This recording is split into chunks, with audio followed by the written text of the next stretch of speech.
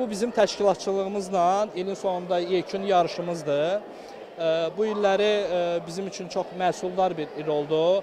İdmançılarımız bir çox beynəlxalq turnirlərdə yüksək nailiyyətlər əldə elədilər. Məqsədimiz əsas idmançılarımızda təcrübə toplamaqlarıdır və gələcəkdə gələn il baş tutacaq digər beynəlxalq turnirlərdə iştirak eləməkdir.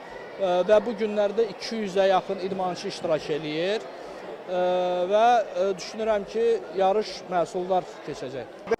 Azərbaycan-Braziliya Jiu-Jitsu İctimai Birliyinin təşkilatçılığı ilə İctimai Birliyin filial və klublar arası açıq çempionatı reallaşdı.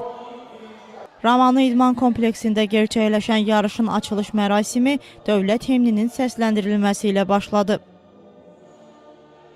Rəsmi çıxışlardan sonra zal idmançıların ixtiyarına verildi.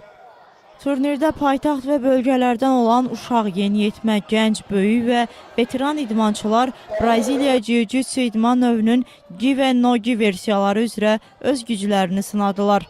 Qeyd ki, turnirdə ümumilikdə 16 komanda mübarizə apardı. Nəticə etibarilə komanda hesabında Suraxanı BJJ 1-ci, BJJ A komandası 2-ci, Əkbər Hadiyev komandası isə 3-cü yerdə qərarlaşdı.